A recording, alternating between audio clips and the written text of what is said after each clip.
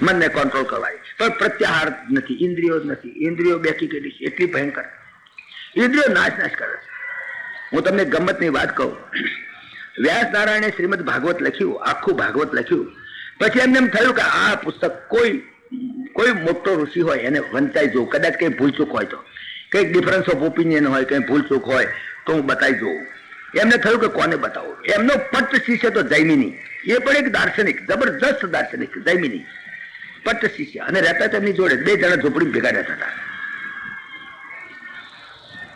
તો વ્યાસ નારાયણ મેન્યુસ્ક્રિપ્ટ કોપી તો તૈયાર કરી દીધી, પણ મેન્યુસ્ક્રિપ્ટ કોપી તૈયાર કરીને એમને એમ થયું કે આ પબ્લિકમાં મૂકવું તે પહેલા આપણે કોઈ પુસ્તક લખીએ તો આપણે એમ થાય કોઈ વંચાઈ જવું, કંઈક આપણામાં કંઈક મિસઅન્ડરસ્ટેન્ડિંગ ના થતું હોય, કંઈ એને સુધારો વધારો કરવાનો લાગે તો કરી આલે.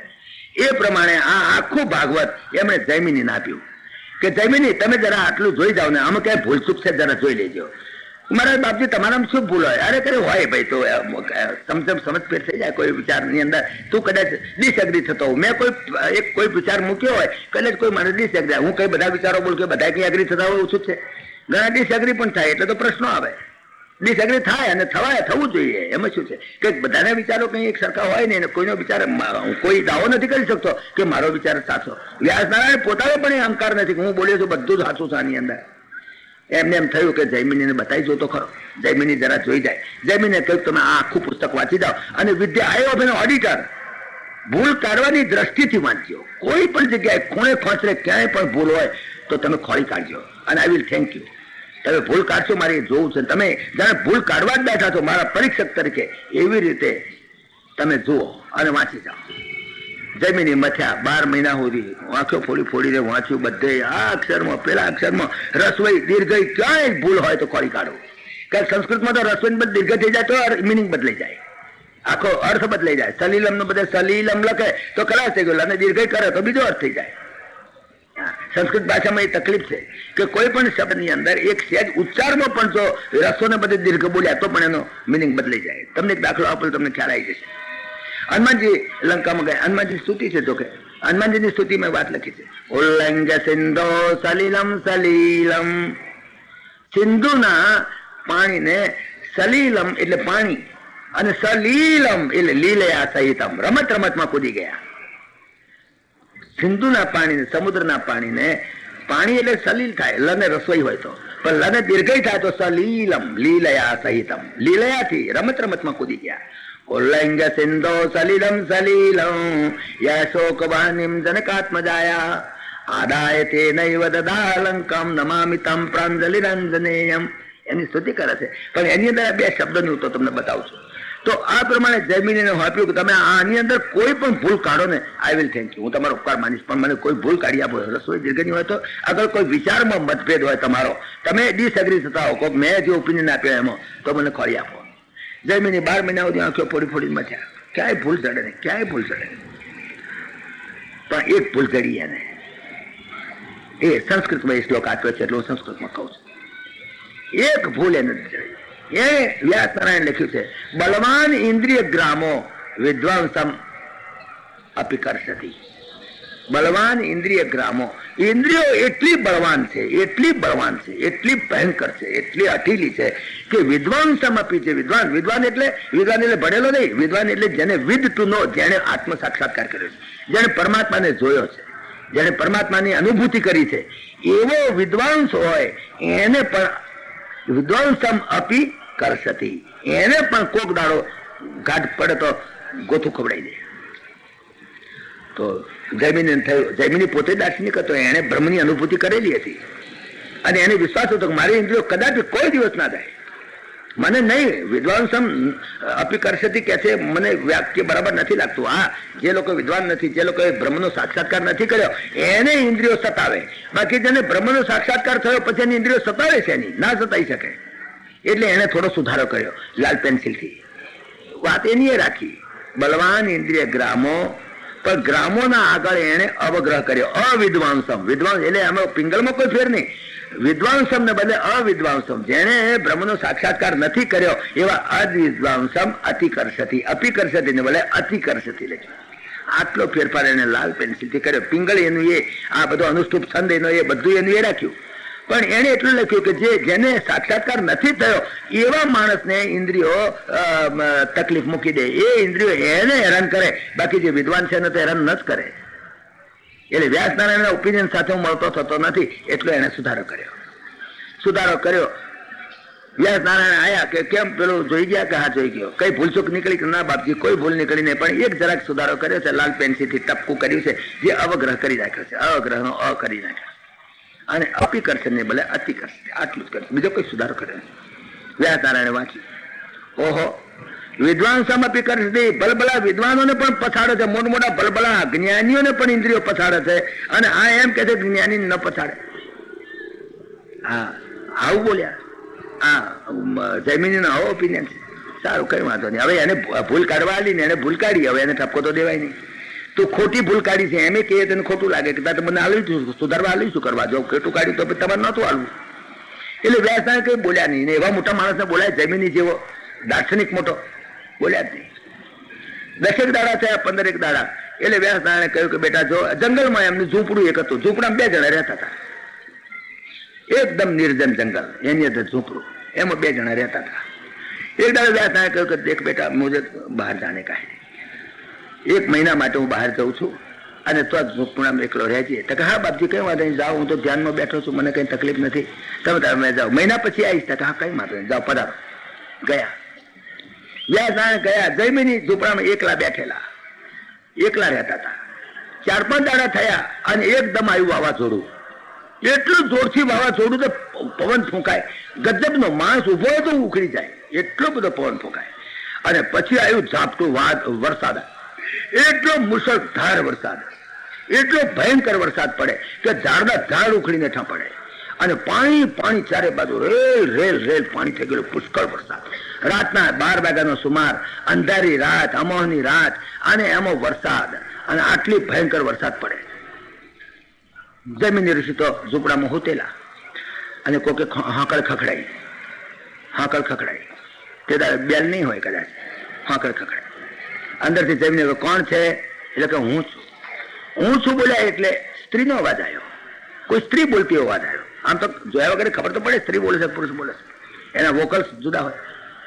કે કોઈ બાઈ માણસ છો કે હા હું એક બાઈ છું, અને ખૂબ વરસાદ પડે છે ખૂબ, અને હું ક્યાંય મારે સાધન નથી ક્યાંય રહેવાનું, હું બહુ દુઃખી થઈ ગઈ છું, મારા લુગડા લથર પડથર થઈ ગયા છે ને મને તમે આશરો આપો. પેલા જયમિની ઋષિએ બાયણું ગયા વગર અંદરથી કહ્યું દેખ એ સન્યાસી કા आश्रम है, इधर बाई लोग को नहीं दाखिल कर सकता है, बाई लोग नहीं आ सकती. अरे कि महाराज बाई लोग ની ક્યાં વાત કરો છો, એ તો ઊભું રહેવાતું નથી, એ તો પવન સુસવાટા મારે છે, હું તો ધ્રુજું છું, શરીર કકડે શરીર એનું એમ ધ્રુજી ગયેલી બાઈ. અને કે મહારાજ તમે વિચાર તો કરો, મારે બીજું કોઈ જગ્યાએ જવાનો આશરો નથી, તમારું ઝૂંપડું દેખ્યું તો દોડતી આવી છું, મને ગમે તેમ કરો મારા, નહીં તો હમણાં પાકલાકમાં મરી જઈશ, મારે મરી જવા જેવું થશે. મારા કેટલો બધો વરસાદ, એક બાજુ હું લથર પથ્થર થઈ ગઈ છું, મને ટાળ ચડી ગઈ છે, મારાથી રહેવાતો નથી, મારા રોવાડા ખડા થઈ ગયા છે મહારાજ, અને 5 કલાક અડધા કલાકમાં મરી જઈશ, મને એમ લાગે છે, મને તમે અંદર સગવડ આપો. કે ભાઈ દેખ બેટા ये आश्रम है, ये सन्यासी का आश्रम है, इधर कैसे रह सकते हो. जरा बाहर उगाड़ी कहूँ बेटा देख ये सन्यासी का आश्रम है, इधर नहीं रह सकता है. तो પણ महाराज કરું છું કે નહીં, પણ સન્યાસીનો નિયમ છે. અરે महाराज નિયમ હોય પણ માનવતા છે કે નથી તમારામાં? તમે બ્રહ્મ સ્વરૂપ બધાને દેખો છો, દુનિયા આખી બ્રહ્મ છે, અને આ બધા બ્રહ્મની વાતો કરો છો, અને એક દુઃખી ભાઈ છે અત્યારે રાતે 12 વાગે 1 વાગ્યાનો સુમાર છું, જવું ક્યાં આટલા વરસાદની અંદર, મને ક્યાં ઊંચું નથી, દિશા ઊંચું નથી. માનવતા ખરી કે નહીં તમારા સન્યાસીઓમાં? ખૂબ આર્ગ્યુમેન્ટ ચાલ્યા, પેલો ના પાડે, પેલી ભાઈ એવી જોરદાર આર્ગ્યુમેન્ટ કરે, એટલા જોરદાર આર્ગ્યુમેન્ટ કરે, છેવટે જમીની ઢીલા પડી ગયા. कैसे बात तो खरी मारो तो ऐसे, पर देख हम दूसरा कमरा में तुम्हारे को सोलाएगा. अच्छा दूसरा कमरा में, हमें क्या ना पाड़ू तुम्हारा. दूसरा कमरा उगाड़ी आप्या, पेली बाई ने લુગડા બદલવા. અરે લુગડા બાઈ બદલતી હતી, અને પેલા લુગડા મહારાજે કહ્યું કે કોરા 2 છે અમારે તો પેલા હવા સાધુ જેવા, કે કઈ નહીં કોરા હોય તો હાલો હું મારા કપડા બદલું. કપડા બદલતે આ ઋષિએ એના જોયું, સહેજ જરા મનમાં હાલી ગયું, જરા સહેજ મગન શરીર જરા છે દોટ છે હાલવા મળે, દોટ હાલવા મળે કે આ થોંભલો હાલે ને જરાક છે ઢીલો પડે, એમ ઢીલું પડ્યું. ઋષિનું મન જરાક ઢીલું થઈ ગયું, પણ તોય પાછો વિચાર કરી ગયો, હું જયમિની, હું કોણ, હું દાર્શનિક, મને કેમ થાય, પણ છતાંય બોલ્યા નહીં. બાયણું વાસી પેલી ભાઈ અંદર હોઈ ગઈ, હોકળ વાસી. લગભગ 1 કલાક થયો છે ને મુનિને પથારીમાં મોકળ પડ્યા, બરાબરના મોકળ પડ્યા. અરે આટલું એકાંત, આટલી શાંત જગ્યા, આટલું પવિત્ર વાતાવરણ, આટલી ઠંડી હવા, અરે બસ મોકળ પડ્યા. વળી પાછા ઉભા થઈને પવાળું પાણી પીવે ને પાછા હુઈ જાય. પાછો મનમાં વિચાર કરે વળી પાછ થોડી વાર થાય આમુની ઊંચા થાય પાછા પેલા મોકળ કહીને હું થોડી વાર થાય પાછા ઉભા થાય. વળી પાછા પાણી પીને પાછા હુઈ જાય. એમ 2 વાગ્યાથી 3 વાગ્યા સુધીમાં તો લગભગ 10 વખત ઉઠીને પાણી પીધું છે. 10 વખત પાછા હુઈ જાય. અકળાઈ ગયા, અરે શું થાય છે. પછી છેવટે એમ થયું કે ના કઈ નહીં, આવો ક્યાં, આ પણ એક પ્રસંગ છે, એમાં શું ખોટું છે. એને તો બાયડાની ખખડાઈ ઉગાડો. પેલી કે નહીં ઉગાડવામાં આવે. તમે સમજો છો, હું બાઈ માણસ છું, આજે એકાંત છે, હું નહીં ઉગાડું. હવે પેલો એ નહોતો ઉગાડતો, હવે આ બાઈ ઉગાડવા ના પાડે. પેલો કે તું શું સમજે છે, આશ્રમ અમારો છે, અમારા આશ્રમમાં તને આ બેહાડી એટલે તું શું થઈ ગયું, તો અમારે માલિક છું આગળ, ઉગાડ બાયનું. પેલી કે નહીં ઉગાડું. તમે સમજો છો શું, તમે પુરુષ છો, સ્ત્રી છું, નથી ઉગાડવાની, જાઓ ટાઈમ કરી નાખો. પેલો કે સાધુનો ઓળખત તું, હા અને આમ કરી નાખીને તેમ કરી નાખી. પેલો કે તાર થાય કરી લાગી, નથી ઉગાડવાના, જા. પેલો કે આશ્રમ મારો છે, કે તારો એને શું થઈ ગયો, હું ભાઈ માણસ છું, ચાલી બરાબરી. પેલા અંદર પહેરવામાં એ બેને ચાલી, પેલો ના પાડતો તો પેલી પહેરવા પ્રયત્ન કરે. હવે આ મારા જ પહેરવા પ્રયત્ન કરે, પેલી બાઈ ના પાડે. મારા જ આવી ગયો ગુસ્સો આવી ગયો, લાત મારી દીધી. લાત મારી બાઈનું ફટાક ઉગડી ગયું. અને પેલી બાઈ અંધારું બિલકુલ હાથે દેખાય નહીં. એ બાઈને પકડવાનું ફાંફો મારે. આવી ગઈ બાઈ હાથમાં.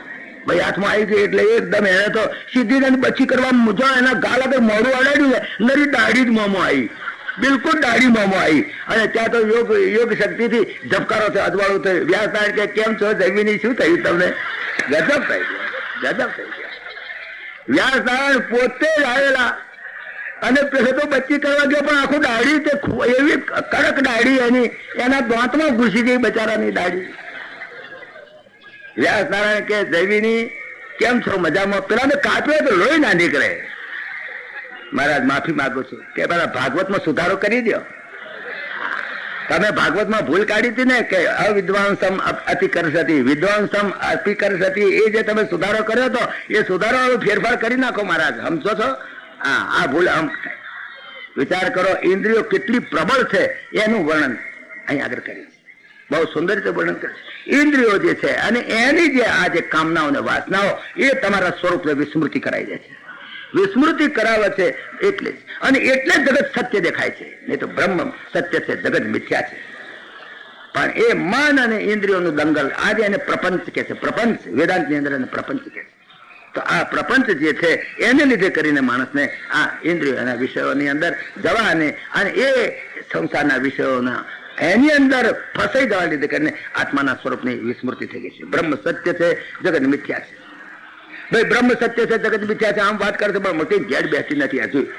પણ તમને અત્યારે જો કહેતા હો તો તમને અત્યારે સાબિત કરી દઉં કે બ્રહ્મ સત્ય છે, જગત મિથ્યા છે. બોલો અત્યારે કોટ સાબિત કરી દે અભી હાલ, હમણાં. પણ તમે ઘેર જાઓ પાછ કે ખોટું બોલ્યા હતા. હું કઉ છું કે બ્રહ્મ સત્ય છે, જગત મિથ્યા છે. અરે ચલો હું કઉ છું કે બ્રહ્મ સત્ય છે, આ બુસ્કોટ મિથ્યા છે. હમણાં પહેરે છે ને બુસ્કોટ, જો હમણાં બુસ્કોટ પહેરે છે, બુસ્કોટ મિથ્યા છે. બોલો તમે માનો? તમે નહીં માનો. બુસ્કોટ મિથ્યા છે એનો. હું કાપડ લાવ્યો છું ને, 40 રૂપિયા મીટરનું કાપડ લાવ્યો છું. દરજીને ત્યાં મેં સીવડાયો છે. હજુ દરજીની સીધીના પૈસા આલ્યા નથી. હજુ તું પહેર્યો છે, મારો 2 બોયો છે, મારો કોટ છે, મને પ્રત્યક્ષ દેખાય છે. અને આ બુસ્કોટ સાચો છે. હું તમને કહું કે આ બુસ્કોટ મિથ્યા છે, બ્રહ્મ સત્ય છે. તમે માનો નહીં? ના માનો તો કહું સારું, તમને મનાવું. આ બુસ્કોટ સાચો છે ને, તો સારું, તમારી પાસે રાખો બુસ્કોટ. કાપડ મને આપી દો, બુસ્કોટ તમારી પાસે રાખો. જે કાપડ છે મને આપી દો, કાપડ મને આપી દો, બુસ્કોટ તમારી પાસે રાખો. તારે તમને ખ્યાલ આવે. મારું બધું કાપડ આપી દઉં પછી મારી પાસે બુસ્કોટ રહ્યો જ ક્યાં? બુસ્કોટ તો નામ છે, બુસ્કોટ તો નામ છે, બાકી અસલ તો કાપડ જ છે. તારે બોલો હવે સમજણ પડી ને? કાપડ સત્ય છે ને બુસ્કોટ મિથ્યા છે. કાપડ સત્ય છે ને બુસ્કોટ મિથ્યા છે. કબૂલ કરો, કોન્ફિડન્સથી ચાલો કે કાપડ સત્ય છે, બુસ્કોટ મિથ્યા છે. ખાતરી થઈ ગઈ? હા, હવે ખાતરી થઈ. કારણ કે જો કાપડ આપી દે બુસ્કોટ રહે જ નહીં. આ તો એનો આકાર છે, ગાઢ છે. પણ કાપડ આપે, કાપડનો જ બનેલો ગાઢ છે. તો કાપડ સત્ય છે અને બુસ્કોટ મિથ્યા છે. આટલું તો સાબિત થઈ જ ગયું ને. હવે હું તમને બીજી વાત કહું. કાપડ પણ મિથ્યા છે, સૂતર સત્ય છે. બોલો, નહીં તો સૂતર મને આપી દો, કાપડ તમારી પાસે રાખો. ચાલો સૂતર મને આપી દો તો તમને ઘેર બેસી ગઈ. હા, વાત તો ખરી છે, કારણ કે કાપડ સૂતરનું જ બનેલું છે અને સૂતરના તાણાવાળાની અંદર કાપડ છે. બાકી સૂતર આપી દે કાપડ રહે જ નહીં. કાપડ તો આકાર છે, આકાર માત્ર મિથ્યા છે. જેટલો આકાર છે, જેટલા નામ છે, જેટલા ગુણ છે, બધું મિથ્યા છે. તો હવે તમને ખાતરી થઈ કે કાપડ સત્ય નથી, કાપડ મિથ્યા છે અને સૂતર સત્ય છે. હવે હું તમને કહું છું સૂતર પણ મિથ્યા છે, રૂ સત્ય છે. બોલો તો તમને ખાતરી થઈ ને? હા, વાત કઈ કાંક રૂનું સૂતર બન્યું છે ને, રૂ ને કાંટીનું સૂતર બન્યું છે. માટે રૂ સત્ય છે અને આ કાપડ મિથ્યા છે. રૂ સત્ય છે અને આ સૂતર મિથ્યા છે. ખાતરી થઈ? હવે હું કહું છું કે રૂ પણ મિથ્યા છે, પૃથ્વી તત્વ સત્ય છે. બોલો ખરી વાત કે નહીં? કારણ કે છેવટે તો પૃથ્વી તત્વ છે. રૂ છે શું? છેવટે રૂ શું? ઘઉં શું છે? ચોખા શું છે? એ પણ એક બધી માટી જ છે. એ ખાવા લાયક માટી છે. બીજું શું ફેર છે? ઘઉં છે, ચોખા છે, ખાવા લાયક પણ માટી જ છે. છેવટે તો પૃથ્વી તત્વ જ છે. રૂ પણ પૃથ્વી તત્વ છે. બીજું શું છે? તો પૃથ્વી તત્વ સત્ય છે અને આ તમારું આ રૂ મિથ્યા છે. ખાતરી થઈ? આટલે સુધી તમને ગેર બેસે. હવે એથી આગળ લઈ જવું. પૃથ્વી તત્વ પણ મિથ્યા છે, પાણી તત્વ સત્ય છે. કારણ કે પૃથ્વી પાણીનું ઘન સ્વરૂપ પૃથ્વી છે. પાણીમાંથી પૃથ્વી પેદા થઈ છે. તમે જો જે વસ્તુ જેમાં પેદા થઈ હોય એ વસ્તુ એમાં લય પામે. એક નિયમ છે એવો, જેમાંથી જે પેદા થાય એમાં લય પામે. પૃથ્વી તમે ગમે પૃથ્વી તત્વ પાણીમાં નાખો તો પાણીમાં લય પામે. ખાંડ નાખો તો લય થઈ જાય, મીઠું નાખો તો લય થઈ જાય નહીં. પણ ઇવન લોખંડ નાખો ને તો પણ કાળે કરીને પાણીમાં લય થાય જ. કારણ કે એમાંથી નીકળ્યું છે માટે એમાં જ લય પામે. લોખંડ પણ બહાર લાગે એટલું જ, બાકી કાળે કરીને તમે 1000-5000 વર્ષે જુઓ તો એ લોખંડ પણ પાણીની અંદર લય થઈ જવાનું. કારણ કે એમાંથી પ્રગટ થયેલું છે. પાણી તત્વમાંથી પૃથ્વી તત્વ પેદા થયેલું છે. આ વાત વેદાંતે સમજાવેલી છે. વેદાંતે સમજાવેલી છે. એ તો સાયન્ટિસ્ટો પણ કબૂલ કરે છે. હવે પાણી તત્વ પણ મિથ્યા છે. તેજ તત્વ સત્ય છે. તેજ તત્વ સત્ય છે. કારણ કે તેજમાંથી પાણી પેદા થયું. તેજ તત્વમાંથી પાણી તત્વ પેદા થયું છે. માટે પાણી તત્વ પણ મિથ્યા છે, તેજ તત્વ સત્ય છે. હવે હું બધું તેજ તત્વ પણ મિથ્યા છે. સાયન્ટિસ્ટ આ પ્રયોગ કરીને કહેલા છે. પણ વાયુ તત્વ સત્ય છે. વાયુ તત્વમાંથી પાણી તત્વ પેદા થયું છે. પછી વાયુ તત્વ પણ મિથ્યા છે. હવે તમને અઘરું લાગતું હશે, તમને અઘરું લાગતું છે, પણ scientifically proved, scientifically and logically proved કે પાણી તેજ તત્વમાં, વાયુ તત્વમાંથી તેજ તત્વ પેદા થયું છે. અને વાયુ તત્વ આકાશ તત્વમાંથી પેદા થયેલું છે. અને આકાશ જે છે એ પ્રકૃતિમાંથી, પ્રકૃતિનું બાય પ્રોડક્ટ છે. અને પ્રકૃતિ એ એની જે ચિન્મય શક્તિ માયા, એ માયાનું બાય પ્રોડક્ટ છે. અને માયા એ બ્રહ્મની જ શક્તિ છે. માટે બ્રહ્મ સત્ય છે, બુસ્કોટ મિથ્યા છે. એ પ્રમાણે કોઈ બી વસ્તુને તમે પકડો, કોઈ પણ પેન્સિલ લો, રૂમાલ લો, આ લો, ટેબલ લો, ખુરશી લો, ગમે તે લો, કોઈ પણ પદાર્થને તમે પકડો તો તમને ખાતરી થશે કે આ જગત મિથ્યા છે, બ્રહ્મ સત્ય છે. આમ કરીને આપણા શાસ્ત્રોએ અને આપણા સંતોએ સાયન્ટિફિકલી લોજિકલી આપી ગપ્પા નથી. આ એબ્સર્ડ વસ્તુઓ નથી. શાસ્ત્રોએ મોટા મોટા વૈજ્ઞાનિકો પણ જ્યાં આગળ હાર પામી ગયા છે એવા વૈજ્ઞાનિકોનો વૈજ્ઞાનિક વ્યાસ નારાયણ, અને એણે આ બધી વસ્તુઓ ભાગવતની અંદર બહુ સુંદર રીતે સાબિત કરી છે. પણ બરાબર શ્લોકને બરાબર વાંચીએ તો સમજણ પડે. ઝીણી ઝીણી વાતો છે. હવે એ શ્લોકને એમ એમ કહીએ તો કેમ સમજાય? પણ એનો ભાવાર્થ અહીંયા આગળ આ વાત સમજાવવા માટે પ્રયત્ન કરે છે. માટે કરીને બ્રહ્મ સત્ય છે, જગત મિથ્યા છે. મિથ્યાનો અર્થ સમજો. મિથ્યા એટલે શું? મિથ્યા એટલે નથી એવું નહીં, છે જ. ખરેખર આમ તો દેખાય જ છે અને નથી, નથી જેવું. જે ખરેખર આમ તો મિથ્યા શબ્દનો અર્થ થાય કે જે ખરેખર નથી છતાં જે ખરેખર સત્ય દેખાય એનું નામ મિથ્યા. એનું નામ મિથ્યા. મિથ્યાનો અર્થ એ થાય. હું તમને જો કે વક્તાએ પોતાનો પર્સનલ દાખલો નહીં આપો જે હું તમને કહું. હું લગભગ આથી માનો કે આથી લગભગ 50 વર્ષ પહેલાની વાત છે. 1937ની સાલમાં હું મામલતદારની કચેરીમાં હતો. ત્યાં આગળ અહીંયા આગળ અમદાવાદમાં મામલતદારની કચેરીમાં. ત્યાં તમે અમદાવાદ જોયું છે ને, ભદ્રકાળી માતાનું મંદિર છે, એની જોડે મોટું ડોમ છે, મોટું ડોમ સરકારી. અત્યારે તો ત્યાં આગળ પુસ્તકો વેચાય છે, ગવર્મેન્ટ પ્રિન્ટિંગ છે. પણ એની અંદર મોટા શાહજહાનના વખતમાં બાંધેલું મોટું ડોમ અંધાર્યું. અંદર તો અંધાર્યું છે. અંદર તમે જો જાઓ તો ત્યારે ભોયરા પૂરી દીધા. બાકી એવું ભોયરું છે કે તમે ઘોડા ઉપર બેસીને છે કે અમદાવાદ પહોંચી જાઓ, એવા મોટા ભોયરા છે. અને એવું અત્યારે અંધાર્યું તો છે. એમાં મામદારની કચેરી બેસતી હતી. મામદાર ઉપર મેળે બેસતા હતા. સતાબ ખાન પઠાણ કરીને હતા, મોટા જોરદાર હતા. તે તો મામલતદારનો પાવર્સ બી બહુ ફર્સ્ટ ક્લાસ મેજિસ્ટ્રેટના પાવર્સ. એમની પાસે બધા કેસ આવે ચોરીના અને એવા બધા. સાયકલ કોઈની ચોરી હોય, કોઈનું કઈ ચોરી હોય, એ બધો કેસ મેજિસ્ટ્રેટ કામ ચાલે. મેજિસ્ટ્રેટ તરીકે સત્તા હતી તે દાડે. તો જે કઈ સાયકલનો ચોરીનો મુદ્દામાલ આવે ને પછી કેસ ચાલી જાય, પછી મુદ્દામાલને શું કરવાનો? એટલે અમે એ જે દાદરો હતો, દાદરાની નીચે કોળો હતો ને તો ઓયડી હતી, તો ઓયડી બધું સામાન નાખી રાખીએ, બયા કરીએ. કોણ વાળે જોડે સાફ કોણ કરે, 2-3 વર્ષે હરાજી કરીને ફેંકી દઈએ. જેને લઈ જાય હરાજીમાં હમતું તો બધો સામાન ત્યાં ભરી રાખતા હતા. સામાન ભરી રાખતા હતા. અને અવાડ એવું અને કોઈ સાફ ના કરે, બાવા બાજેલા ને એવું બધું. એક દાડો દાદરા ચડતે ચડતે એની અંદર હાપ જોયો અમે. હાપ એટલે આમ ફેણ કરીને બે કાળો ભમર જેવો એવો હાપ બેઠો. અમે ભડક્યા, ઓ બાપા રે, આ તો હાપ છે. અમે ઘણો પ્રયત્ન કરીને કાઢવા, પણ સ્થિત પ્રજ્ઞ માપ બેસી જ રહેલો, આમ બેસી રહેલો, બિલકુલ બેસી રહેલો, હાલે નહીં ચાલે નહીં, કાળો ભમર જેવો, અને આમ ફેણ મોડી બેઠેલો. અમે ગભરાયા કે મારું બધું આ તો ભયંકર કહેવાય, ના સારો ખસતો નથી, ખખડાઈએ છીએ તો ખસતો નથી. અમે કારંજ પોલીસ સ્ટેશનમાં ખબર આપી. પોલીસ સબ ઇન્સ્પેક્ટર રિવોલ્વર અને એની હાથે 4 કડિયાળી ડોંગો વાળા કોન્સ્ટેબલ્સ આયા કે ક્યાં છે હાપ, કયો આ રહ્યો. પછી તો એ લોકોએ ટ્રાય કર્યો ખસેડવા, પણ ખસ્યો નહીં.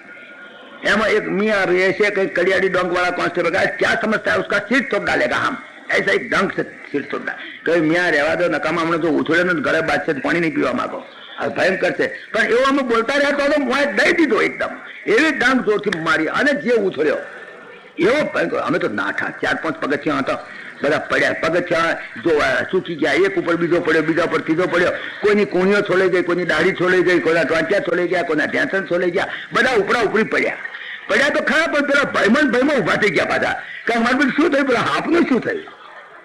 પડ્યા, છોલાઈ ગઈ, કુણીઓ છોલાઈ, દાઢી છોલાઈ, ઢેંસણ છોલાયા, ઉભા તો થઈ ગયા, ઉભાઈ તો થઈ ગયા. પેલા હાપ ચૂક્યા ગયો, જોયું તાર તો મારું બધું સાયકલનું ટાયર લાંબુ છઠ પડેલું, બિલકુલ સાયકલનું ટાયર જૂનું વખતનું પડ્યું છે. સાયકલનું ટાયર, રબરનું ટાયર, હુક્કું બંગડી જેવું થઈ ગયેલું, અને આમ કાળું ભમર જેવું, અને ડાઘ પડી તો ઉછળે ટાયર, ભયંકર ટાયર, લાંબુ છત પડેલું. તે વખતે મને શંકરાચાર્ય મહારાજે લખેલું છે માયાનું સ્વરૂપ, એ શ્લોક મને બેસી ગયો, ગેડ બેસી ગયો. તે દાડે એને કહ્યું મિથ્યા શબ્દ અહીં સમજાવ્યા, એને માયાનું સ્વરૂપ સમજાયું. સન્નાપ્ય ભયાત્મિકાનો વિવેક ચૂડામણી ની અંદર આ શ્લોક છે. શંકરાચાર્યનું એક માર્વેલસ કામ છે. વિવેક ચૂડામણી કોકદાર નસીબદાર, હું તમને જુદી જુદી ચોપડીનો રેફરન્સ એટલા માટે આપું છું કે કોકદાર તમે ઉગાડીને વાંચો. મારી મજૂરી એટલી જ છે કે તમને એપિટાઇઝર મળે. આ એપિટાઇઝ તમને ઊભી થાય બસ છે. મારે કઈ આખું ભાગવત સંભળાવવાનું નથી, બધા શ્લોકો નહીં સંભળાવ ચાલશે, પણ તમે એમાં અભિરુચિ પેદા થાય કે કેવી કેવી વાતો ઘરનું પુરાણમાં આવે છે, કેવી કેવી વિવેક ચૂડામણીમાં આવે છે, કેવી કેવી વસ્તુઓ ક્યાં ક્યાં આપણા સંતોને શાસ્ત્રો લખી ગયા છે, એની તમને તરસ પેદા થાય. એપિટાઇઝર તરીકે કામ કરવું છે. પછી ભૂખ લાગશે તમને, પછી તો તમને મોટા મોટા સંતો મળી જશે, જ્યાં આગળ જમવા તમને આપશે. ડોંગરે મહારાજ જેવા છે, મોરારી બાપુ જેવા. હું તો કે એટલો મોટો માણસ નથી, એટલે મારું તો કામ એટલું તમને એપિટાઇઝર આપવું બસ. તો વિવેક ચૂડામણી ની અંદર એને જે આ શ્લોક લખેલો તે નહોતો સમજાતો, પણ આ ટાયર દેખ્યું સમજી ગયો હું. એની અંદર એને માયાનું સ્વરૂપ બતાવેલું. સન્નાપ્ય ભયાત્મિકાનો ભિન્નાપ્ય ભયાત્મિકાનો સાંગાપ્ય ભયાત્મિકાનો મહદભૂતા નિર્વચનીય રૂપા. મહદભૂતા અનિર્વચનીય રૂપા એને વર્ણન કર્યું કે સન્નાપ્ય ભયાત્મિકાનો એ સાપ સાચો હતો, સત તો કે ના, સત ન, અસત તો કે અસત ના. સત હતો સાચો હતો, ના ટાયર હતો. ત્યારે અસત હતો તો કે ના, અસત નતો, અસત નતો તો અસત બીએ અમે, પણ બીના માટે સત હતો. ભલે મિથ્યા હતો, સાપ મિથ્યા હતો, પણ અમારા ઢેંચણ છોડી ગયા સત્ય હતું. એ ખોટું નતું, એ સત્ય. જગત મિથ્યા છે, પણ આપણે જે જન્મના ચક્કરમાં પડ્યા છીએ સાચું છે. જો વાત આ છે કે જગત મિથ્યા છે, પણ મિથ્યા જગત થી, મિથ્યા સાપ થી પણ અમારા ઢેંચણ ડાળી કુણીઓ છોલાઈ ગઈ, એ તો સત્ય. આપણે જે જન્મ મરના ચક્કરમાં ખડી છે તો સત્ય છે. એ સાપ સત્ય હતો, સત તો કે નહીં, અસત તો કે નહીં. સત હતો તો કે નહીં, કેમ કે હતો જ નહીં, ટાયર હતો. અસત હતો તો કે ના, કેમ અસત હોય તો તમે બીએ જ છે ના, આ તો સત લાગ્યો તારે બીજા. તો કે સત પણ નહીં, અસત પણ નહીં, તે સિવાયની ત્રીજી કોઈ પરિસ્થિતિ વાળો હતો. સન્નાપ્ય ઉભયાત્મિકાનો, ઉભયાત્મિકા હતો, બે નહીં, એવો હતો તક ના, એવો નહોતો. સત પણ નહોતો, અસત પણ નહોતો.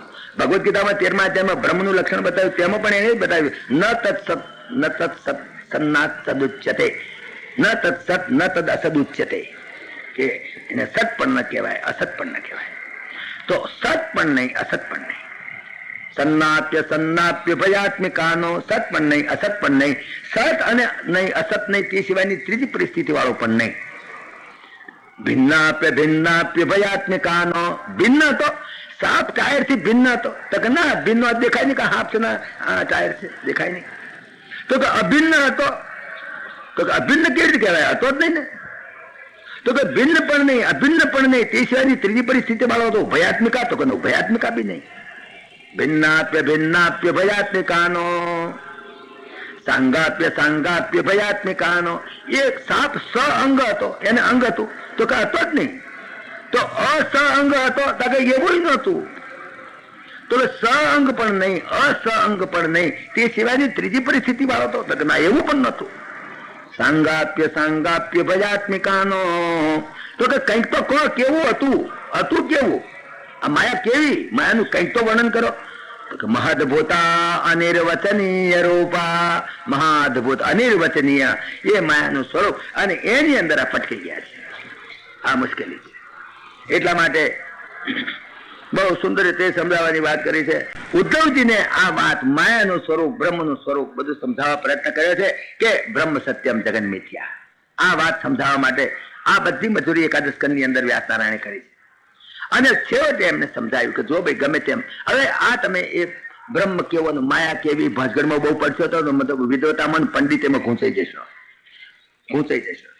બે બ્રહ્મનું તત્વ કેવું, બ્રહ્મનું તત્વ કેવું સમજાવવા અમારા પુનિત મહારાજે ટૂંકાણમાં પતાવી દીધું એક દાડો કે બ્રહ્મ કેવો છે જાણવા પ્રયત્ન કરીએ તો અમે આખી જિંદગી માથા ફોડીએ, આખી જિંદગી મગજનું દહીં કરી નાખીએ તો એ સમજાયું છે ને. મોટા મોટા બ્રહ્મા ઋષિઓને, મોટા મોટા બ્રહ્માનંદ શિવજી નથી સમજાવ્યું છે બ્રહ્મનું સ્વરૂપ. આપણે ક્યાં બ્રહ્મનું સ્વરૂપ ખોળવા જઈએ, ક્યાં ખોળવા જઈએ, એમ તો સમજાય એવું છે નહીં. એના તત્વની કોઈને સમજાતું નથી. પરમાત્માનું તત્વ છે. ઋષિઓ હાર્યા, મુનિઓ હાર્યા, સંત મહંત વેદ પુરાણો પાર ન પામ્યા, એવા ઈશ અનંત છે. નિરાકાર સાકાર એનો કોઈ ન પામ્યા પાર, કોઈ પાર પામ્યા નહીં. એટલે પુનિત મહારાજે એક ભજન લખ્યું, પ્રભુ તું જાણે ને તારું કામ જાણે. એને કહી દીધું ભાઈ તું જાણું તારું કામ જાણું છું, તું જેવો છું એવો તું છું, જેવો રહેવું છું એવો હું છું. મેલવર આ બધી કોણ મગજમારી કરે? પ્રભુ તું જાણે ને તારું કામ જાણે, તારા તત્વ ને મારી બલા જાણે. પ્રભુ તું જાણે ને તારું કામ જાણે. કહી દીધું સાદા શબ્દોમાં, સિમ્પલ ભાષામાં પુનિત મહારાજે કહી દીધું તારા તત્વ ને મારી બલા જાણે. મારે શું જાણી કોમે છે? તું જેવો છું તેવો. યાદૃશોષી જગન્નાથ તાદૃશાય ચ પાહિમાં, યાદૃશોષી જગન્નાથ તાદૃશાય નમો નમઃ. તું જેવો છું એવો તને નમસ્કાર. અને યાદૃશોસ્મી જગન્નાથ તાદૃશાય ચ પાહિમામ. હું જેવો છું એવો તું મને હાથવજે પૈસા. અને તું જેવો છું એવો તું છું તને પ્રણામ કરી દઉં. યાદૃશોષી જગન્નાથ તાદૃશાય નમો નમઃ. યાદૃશોસ્મી જગન્નાથ તાદૃશાય ચ પાહિમામ. મહારાજ અમને તો રસ્તો બતાવો કેમ કરીને હેડવું. તો આ ભાગવતના એકાદશ સ્કંદની અંદર ભગવાને પછી એને કર્મ માર્ગ, ભક્તિ માર્ગ અને જ્ઞાન માર્ગનો ઉપદેશ કર્યો કે 3 માર્ગ છે, મુખ્ય 3 માર્ગ છે, કર્મ માર્ગ, ભક્તિ માર્ગ અને જ્ઞાન માર્ગ. કર્મ માર્ગ જે બ્રોડ રોડ છે, હેડે જાઓ, ભગવાન હાથવશે. એને તત્વની પાંચગણમાં પડશો નહીં. છેવટે પ્રેક્ટિકલમાં આપણે આવવું છે. એકલો આ કઈ વિદ્વતા પંડિત એમાં પડી રહેશે તો ઊંચા નહીં આવીએ. માટે પ્રેક્ટિકલમાં આવીને આપણે તો ભગવાન છે, જેવો હશે હશે, જ્યાં હશે તો હશે, અને જેવું કરે છે એવું કરે છે. આપણે એમાં કઈ ફેરફાર તો કરી શકવાના નથી, કઈ એનું કઈ સ્વરૂપ બદલી શકવાના નથી, એનું કઈ જગતનું સ્વરૂપ બદલી શકવાના નથી, કઈ કરી શકે એમ નથી. અમારે શું કરવું એટલું સમજાઈ દો બસ, બીજું કઈ નહીં. પરમાત્માએ કર્મયોગ, ભક્તિયોગ અને જ્ઞાન યોગનો ઉદ્ધવ ગીતાની અંદર પણ એમણે બહુ સુંદર વિવેચન કર્યું છે. થશે વિશ્વાસથી ચાલો. કર્મ માર્ગ ઉપર જવું છે. કર્મ માર્ગ સહેલો માર્ગ. કર્મ માર્ગ એવો માર્ગ છે સીધી સીધા હેડા જાવ, નહીં ખાડો, નહીં ટેકરો, નહીં બ્રોડ રોડ, નહીં કરો, નહીં આવે વાંક, નહીં કશું જ નહીં. રસ્તામાં બિલકુલ સાફ, બસ સીધો માર્ગ છે. ગમે તે માણસ જઈ શકે, ભણેલો જઈ શકે, અભણે જઈ શકે, ઓંધળો જઈ શકે, ને લંગડો જઈ શકે, ને લૂલો જઈ શકે. એની અંદર ગમે તે માણસને જવાની છૂટ છે. ભણેલો હોય, અભણ હોય, લૂલો હોય, ઓંધળો હોય, લંગડો હોય, ગમે તે હોય, સીધો માર્ગ છે. ક્યાંય પડવાની ખડવાની કોઈ ચિંતા જ નથી. કોઈ પણ માણસ એવું નહીં બ્રાહ્મણ જઈ શકે, ક્ષત્રિય જઈ શકે. બ્રાહ્મણ, ક્ષત્રિય, વૈશ્ય, શૂદ્ર બધા જઈ શકે. સ્ત્રી પણ જઈ શકે, પુરુષ પણ જઈ શકે. કર્મ માર્ગમાં બધા જાય. એની અંદર તમે જો મોટો કલેક્ટર જઈ શકે, ને પટાવાળો જઈ શકે, શેઠ પણ જઈ શકે, ગુમાસ્તો પણ જઈ શકે. એવા તમે જુઓ તો લારી વાળો જઈ શકે, ને મોટર ફેરવનારો જઈ શકે. એની અંદર બિલ માલિકે જઈ શકે, મિલ મજૂર પણ જઈ શકે. એને ગોંચી, મોચી, ગોળો, કુંભાર, હુતાર, દરજી ગમે તે બધા ભંગી ગમે તે જાય. છૂટ કર્મ માર્ગ. કર્મ માર્ગમાં શું કરવાનું? બસ કર્મ માર્ગમાં ભગવાન છે માની અને ન્યાય નીતિ ધર્મથી એને જે આજ્ઞા કરી છે આજ્ઞા પ્રમાણે ચાલવાનું, બસ બીજું કઈ કરવાનું નહીં. બસ કેટલી સિમ્પલ વાત આપણા સંત કવિઓ કહી છે. હા, બસ સીધે સીધા હેડા જાઓ. બીજી વાત જ નહીં. કામ કરતે રહો નામ જપતે રહો पाप की वासनाओं से डरते रहो नाम धन का खजाना बढ़ाते चलो कृष्ण गोविंद गोपाल गाते चलो. આટલું જ કરવાનું. કામ કરતા રહો, મુખમાં નામ અને હાથમાં કામ. કયા જ કરો. જોશી બેઠો બેઠો એને જોશી, એને જોતા આવડશે. કામ કરતે રહો નામ જપતે રહો. હાચવાનું કેટલું? પાપ કી વાસનાઓ સે ડરતે રહો નામ ધન કા ખજાના बढ़ाते चलो कृष्ण गोविंद गोपाल गाते चलो. હાચવાનું એટલું. देखना इंद्रियों के न घोड़े भगे. આ ભડકેલ ઘોડા, વકરેલા ઘોડા ભડકે નહીં એટલું હાચવાનું. તમારે એટલું હાચવું પડે. રથમાં બેઠા છો, તમે રથના માલિક છો. કઠોપનિષદની અંદર એનું વર્ણન કર્યું છે. કચ્છિકેતાને સમજાવે છે યમરાજા. એની અંદર એને આ ગ્રુપ ફોટો આપ્યો છે. આત્માનમ રથિનમ વિદ્ધિ. આ તું બેઠેલો આત્મા તારો, એ તો રથમાં બેઠેલો રથનો માલિક છે. અને શરીરમ રથમેવ તું, આ શરીર છે તારો રથ છે. બુદ્ધિમ તું સારથીમ વિદ્ધિ, આ બુદ્ધિ છે સારથી છે. અને મન પ્રગૃહમેવ છે, મન છે એ લગામો છે ઇન્દ્રિયોની, ઘોડાઓની. અને ઇન્દ્રિયાણી હયાન્યા હો, અને ઇન્દ્રિયો ઘોડા છે. અને વિષયાંશ ગોચરાન, અને ઇન્દ્રિયોના જે વિષયો છે મોટા બ્રોડ રોડ છે એની ઉપર આ ઘોડા તબડક તબડક દોડતા દોડતા જાય છે. હાચવાનું એટલું કે ઘોડા ભડકે નહીં. જો ભડક્યા અને જો મન રૂપી લગામ, જો બુદ્ધિ રૂપી સારથીના હાથમાં જો પકડમાં ના રહી તો એ રથને રથના માલિકને બે ગટરમાં ઉછેટી દે. માટે એટલું હાચવાનું. દેખના ઇન્દ્રિયો કે ન ઘોડે ભગે रात दिन इनको संयम के कोड़े लगे अपने रथ को सुमार्गे चलाते चलो कृष्ण गोविंद गोपाल गाते चलो. बस આટલું જ કરવાનું, બીજું કઈ કરવાનું. कृष्ण गोविंद गोपाल गाते चलो मन को विषयों के विषय से हटाते चलो. બસ આટલું જ કરવાનું છે. બસ સીધે રસ્તે હેડા જાઓ. આડાવડા ક્યાંય ના જતા. બસ તમે સીધે રસ્તે, રસ્તો સીધો છે, તમે વાંકા ના ચાલો. બસ આટલું કરવાનું. કર્મ માર્ગ, સીધો માર્ગ. ભગવાન મળે જરૂર મળે. અરે ભગવાન તો તમને તમારી પહેલા ખોળવા નીકળી ચુક્યા છે. તમે 1 માઇલ હેડશો તો 5 માઇલ હોમો આવશે, તમને મળવા જ આવશે. રસ્તામાં મળી જશે. કેટલા જ આવશો તને મળવા જ જતો હતો, બીજે ક્યાંય ભગવાન મળશે. લોકો કહે છે ભગવાન ના મળે તો. લોગ કહેતે ભગવાન આતે નહીં. કેટલા કહે ભગવાન તો આવતા જ નથી, કોઈ દાડા આટલા દાડા માથા પડ્યા. લોગ કહેતે ભગવાન આતે નહીં. અરે તો આવા તૈયાર છે, તમે બોલાયો કોઈ દાડો? તમે કઈ દાડે બોલાયો ને ના આવ્યો? કોને બોલાયો ના આવ્યો? તમે કોઈ બોલાયો જ નથી. સાચી વાત કહું, બોલાયો જ. लोग कहते हैं भगवान आते नहीं, द्रौपदी की तरह तुम बुलाते नहीं. द्रौपदी ની માફક તમે એને બોલાવતા નથી. लोग कहते हैं भगवान आते नहीं, द्रौपदी की तरह तुम बुलाते नहीं. लोग कहते हैं भगवान आते नहीं. લોકો કહે ભગવાન આવતા ના, કેમ આવે? બોલાવો ને, આવા તૈયાર. लोग कहते हैं भगवान आते नहीं, द्रौपदी की तरह तुम बुलाते नहीं. भक्त प्रहलाद जैसे पुकारा करो कृष्ण गोविंद गोपाल गाते चलो. तैयार છે આવવા, પણ તમે બોલાયો જ નથી કોઈ દાડો. लोग कहते हैं भगवान खाते नहीं. હવે થાળ તૈયારી કોઈ ખાય ના, કેમ ખાય? लोग कहते हैं भगवान खाते नहीं, શાક વિદુર જૈસા ખિલાતે નહીં. તમે કોઈ ખવડાયું વિદુર ની બાપા? ભક્ત શબરી જૈસે તુમ ખિલાયા કરો કૃષ્ણ ગોવિંદ ગોપાલ ગાતે ચલો. ચાહે કાશી ચલો યા અયોધ્યા ચલો, ચાહે મથુરા ચલો, ગમે ત્યાં તમે જાઓ, પ્રેમ ભક્તિ કે માર્ગ में बढ़ते चलो कृष्ण गोविंद गोपाल गाते चलो. સીધો માર્ગ. બસ મળશે ભગવાન. અરે કેમ ख्याल आवेगा उनको कभी ना कभी, भक्त पावेगा उनको कभी ना कभी. ऐसा विश्वास मन में जमाते चलो कृष्ण गोविंद गोपाल गाते चलो. આ કર્મ માર્ગ, સીધો માર્ગ. ભક્તિ માર્ગ જે છે એ જરા હોંકડો છે થોડો. ભક્તિ માર્ગમાં આમ તો સીધું છે, આમ તો એક ગામમાંથી નિયાળિયા જેવું છે. નિયાળિયામાં ગાડું નાખ્યું, હા મેં ગામ નીકળી જાવ બારોબાર સીધું, વચમાં ક્યાંય લબડફોડ નહીં. પણ હોંકડું છે જરા. હામું જો ગાડું આવે તો હળવાળું થાય, તો મુશ્કેલી થાય. એટલે ભક્તિ માર્ગ હોંકડો છે. અને જ્ઞાન માર્ગ તો જ્ઞાન પંથ કૃપાન કઈ ધારા. જ્ઞાન માર્ગ ઉપર જવું એટલે તો તલવાની ધાર ઉપર હેડા જવું. એટલો છે શોર્ટકટ. આમ તો પેલું 10 કિલોમીટર હેડવું પડે, 2 કિલોમીટર પતી જાય. પણ જો કોઈ સમર્થ ભૂમિઓ, જો સમર્થ કોઈ સદગુરુ ના મળ્યો તો એવા ભરી પડો કે નીકળે ના હકો, જઈએ ના હકો. એટલે આ ત્રણ માર્ગ, કર્મ માર્ગ, ભક્તિ માર્ગ અને જ્ઞાન માર્ગ જે છે ને એનું નિરૂપણ આગળ ભાગવતમાં અમારા ઉદ્ધવજી મહારાજ આગળ કર્યું. ત્રણેયનો એપ્રોચ પરમાત્માની સાથે જુદો છે. એ જરા થોડુંક હું તમને બતાવું, પછી આપણે મહારાજને આપણે ભજન સાંભળીએ. ત્રણેયનો એપ્રોચ પરમાત્મા સાથેનો જુદો છે. કર્મ માર્ગમાં ચાલનારનો એપ્રોચ પરમાત્મા સાથે જુદો, ભક્તિ માર્ગમાં ચાલનારનો જુદો, જ્ઞાન માર્ગમાં ચાલનારનો જુદો. હું તમને એક દાખલો આપું, કદાચ આપ્યો તો ખબર નથી, પણ તમને એક દાખલો આપું. એક છોડી પરણીને સાસરે ગઈ, 20 વર્ષની છોડી છે, 20-22 વર્ષની છોડી પરણીને હારે ગઈ.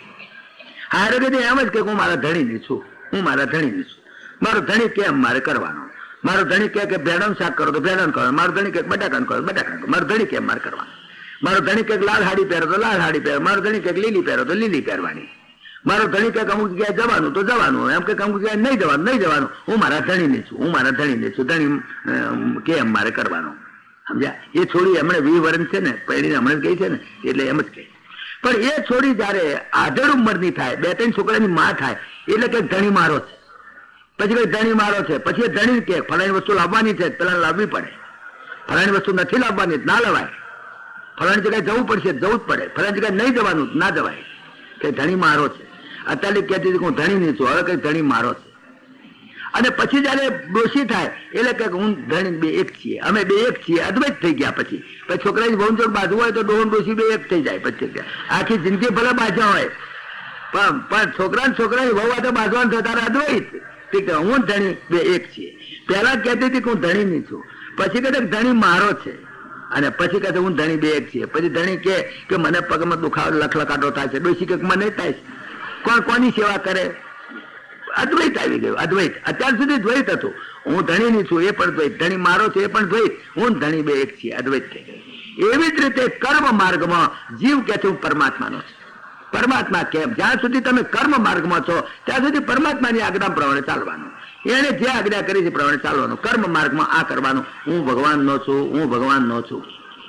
પણ ભક્તિ માર્ગમાં જો તમે લાયકાત થાય, તમે જરા વધારે પ્રોસીડ થાવ અને ભક્ત થયો, પછી ભગવાન મારો છે. પછી ભગવાનને એ હુકમ કરે, ભગવાન મારું ચોરડીનું મોહાળું છે, આવજો. ભગવાનને આવવું પડે. પછી ભગવાનને ક્યાંક મારી 1000 રૂપિયાની ઊંડી સ્વીકારવાની છે તો સ્વીકારવી પડે. પછી ભગવાનને એમ કે મારો રથ હાંકો તો હાંકવો પડે. પછી ભગવાનને ક્યાંક અમારે ત્યાં રાશિ એકનામાં પતરાનો ઉહેડવાનો છે તો ઉહેડવો પડે. ભગવાન મારો છે.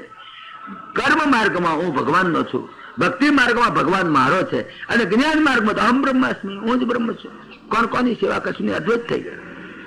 એ પ્રમાણે કર્મ માર્ગ, ભક્તિ માર્ગ અને જ્ઞાન માર્ગનું બહુ સુંદર નિરૂપણ કરેલું છે.